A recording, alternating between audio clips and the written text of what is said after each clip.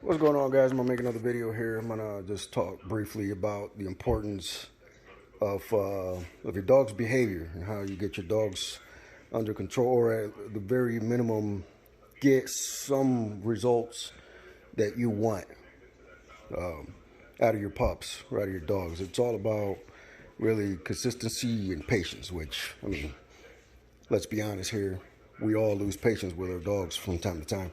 Even I do it. I'm definitely guilty of it. But one way, or one sure thing that I'm sure a lot of you have already heard in the past is that a tired dog is a well-behaved dog. That is 100% true.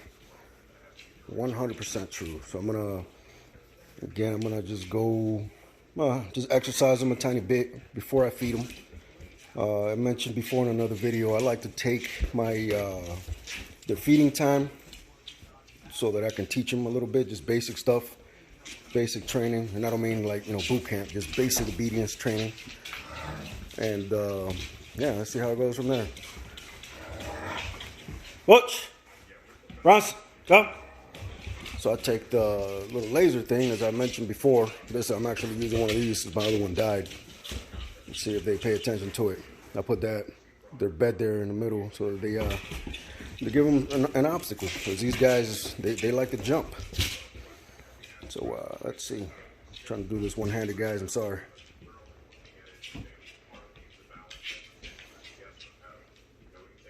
Get it. Get it. Oh, you almost got it. You got to be quicker than that. Oh, I'm not even pointing in the right direction. I'm sorry. This other guy just got lazy over here. He's got a little toy. He doesn't want to move. Let me see if I can get him to jump over the other one.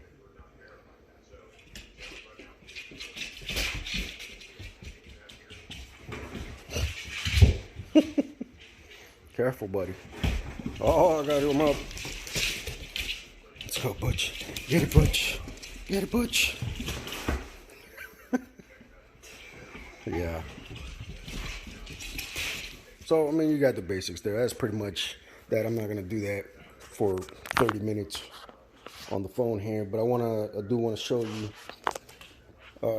because one of the things that I do, actually, let's back it up here. One of the things that I do with my pups to help keep them under control, to do something. All right, so real quick, one of the things that I like to do, or that I like to use, everything I use it as a tool, right? I don't use it as a form of punishment or anything like that, the way people think. So prong collars, right? I use the prong collar. I don't use just any of them though. I mean, you got to use the correct one, otherwise it's not gonna work, no matter how bad you want the outcome to be. So I use the Herm Springer brand. They're probably the best ones out there. Now I use these because they listen. I mean, they definitely pay attention when they have these on the leash. You can't expect the dog to be good off the leash if he's no good on the leash, right? So with their regular collars, right, I mean, I use these basically just so I can put the tag on it, have their names and my info on it. But this one's what the actual leash is attached to. Now eventually I'll have a backup going from this to this one, and that's just in any case that where this breaks or something, I'll have this one still attached to the leash. But this right here, I mean, it makes the dog so docile, I guess you could say. They're good dogs, you know what I mean? These dogs get a bad rep, but they love to pull. These dogs are pulling dogs. I mean, they win competitions for pulling. But so it kind of irks me a little bit. Kind of pisses me off with some people where they have the full on tactical vest and they're pulling the shit out of their owner. They're doing a disservice to themselves and the dog, because that dog's not under control. That dog is controlling you. You know what I mean? That dog needs to be walking next to you, not in front of you. This right here helps them understand, because it's a little bit uncomfortable, yeah, but it helps them understand, hey, I need to do what dad says or mom says, or I'm gonna get that pop. But yeah, these dogs, This one right here. So my pups are 6 months old. They have more pulling power than I do. I'm not saying that I can't pull my 220 pound body weight, but he definitely can at 6 months. You know what I mean? So if he can do it at 6 months and pull you no problem, what do you think it's gonna be like when he's full grown and he's like 100 pounds, 110 pounds? But some of the things that I like to do is use this thing right here so he can, or both of them actually, because I walk both at the same time. So just, you know, multiply that. Whatever his pulling weight is, multiply it by 2. Now, a lot of you don't walk 2 at a time, but that's how I roll it. But all right, guys, look, check it out. This is what I mean about your dogs walking next to you. This is pretty much where they're at right here. This is me walking. Know what I'm saying? That's how they're supposed to be. They're not supposed to be like up here and you're struggling. You know what I'm saying? Because they're pulling you. And this is my setup right here. You see how this is one finger? That's pretty much it. This is what it needs to be. You know, my daughters walk my dogs, and I can't have my dogs dragging them, you know, dragging them like Mussolini down the road, because I don't have any control, or they can't have any control of the dogs. Know what I'm saying? Butch, left. Good boy. So I always walk them to my left. They're always on my left side. And they'll switch back and forth, but that's pretty much it. This is where they're at all the time, on my left.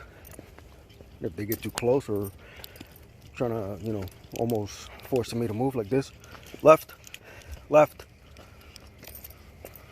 Good boy. You know, and again, time, patience, that's what you need.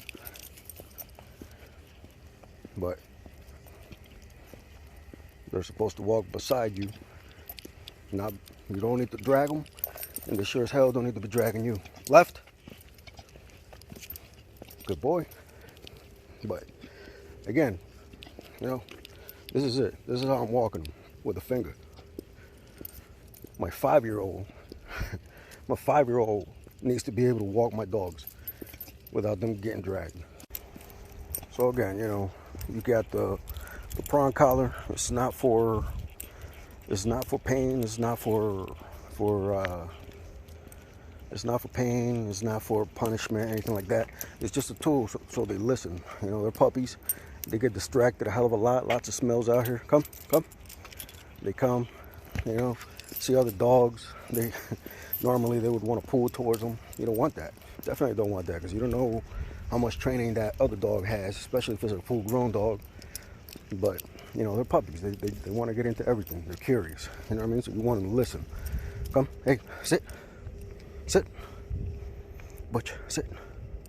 Good boy, good boy. So I mean, that's pretty much it. That's what I mean. It's just a little nudge. It's not. You don't need to yank on them. You know, the Herm Spring, all these prong collars. I mean, if they're built right, they do their job.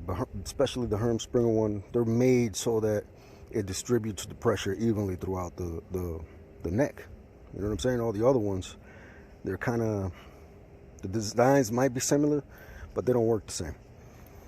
So all they do is kind of feel. So they're getting distracted there because got some neighbors coming. How's it going?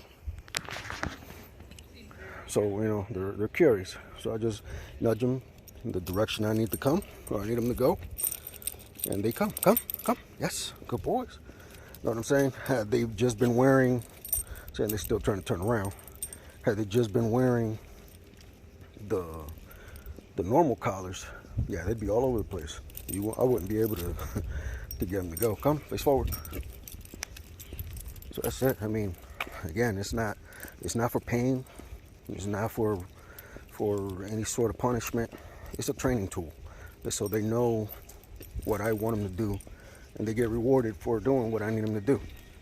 It's great. This thing right here, I don't use it. Again, I don't use it as a form of punishment. It's just a tool so that they learn, they listen. I need them to listen and learn quicker rather than later. because I don't want anything to happen to my dogs. I want to keep them alive as long as possible. I don't need my pup getting ran over by a car because I wasn't able to keep him under control. That'd be my fault. That's not the dog's fault. That's not the driver's fault. That'd be a failure on me, the owner. So getting your dogs under control is extremely important, especially doing it at a younger age like this. And the younger, the better. Let me see what other thing to talk about with these. So let's see, as far as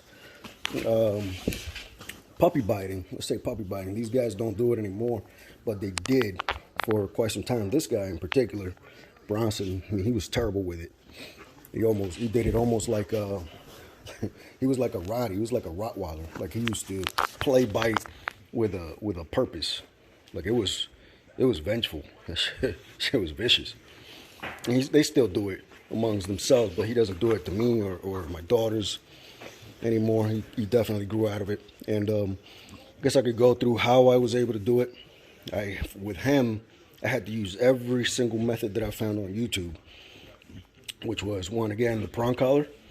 Every time he would bite, I'd give him a pop, just basically yank on it. Quick, not hard, just quick. And enough for him to say, oh shit, he didn't like that. Second one, the basic one is just let him know that his teeth hurt. So with your hands in his mouth, when they're young pups, probably don't try it with this guy because you'll rip something off. But with your hands in his mouth, you know what I mean? With your hands in his mouth, as soon as his teeth touch your skin, just say, ow! You know what I mean? And he'll stop for a second. You do that enough times, and he'll definitely get or most dogs will get the reference. Again, with just about every dog, especially strong-willed dogs like bullies, any of the bully breeds, consistency and patience are going to be your best friends. I lose patience from time to time. That's why I take as much use of tools as I can. Second one is, or another one is an e-collar. So I bought an e-collar for both, but mainly for him. Again, I use that exactly how I would use the prong collar. Where let's see. So again, these are strong, powerful dogs. So if I can't get them under control, I'll use the e-collar. You know, if they're play fighting too hard, you don't want them to do that as adults. So I get the e-collar. I give them a little pop, a little shock with it. Now I'll have it low enough to where it just gets their attention. That's really all it is to get their attention. It's another training tool. I don't use it for pain. Definitely not for pain. I don't use it for punishment. It's not how I teach them, even though pain is an excellent teacher. But my main goal here is for them to have attention on me, to be focused on me and what I want them to do. It's not to hurt them, you know what I mean? I love my boys. So let's see. For biting, this is the last one that I would use. You do it with, again, younger pups, and it'll still work with older pups like this, is to get them to stop biting. You put your middle finger and your ring finger and pinch under their tongue, in the lower mandible. So let's see if he lets me do it here. Come here, Bronson. So essentially just like that. He doesn't like it, and that's why he pushes, because I had to do it to him a lot when he was younger because he wouldn't listen. But you see how he just calms down because he thinks he's doing something wrong. You're okay, Poppy. You're not doing anything wrong. I'm just using you as an example. You're good. But you do that, and let's see if this guy does the same thing. Come here, Bronson, or Butch. So you put it's under his tongue, and you just pinch like this. And they don't like it. So he calms down a lot. He thinks he's doing something wrong. You're good, baby. You're good. So that's it. I mean, that's pretty much the gist of it.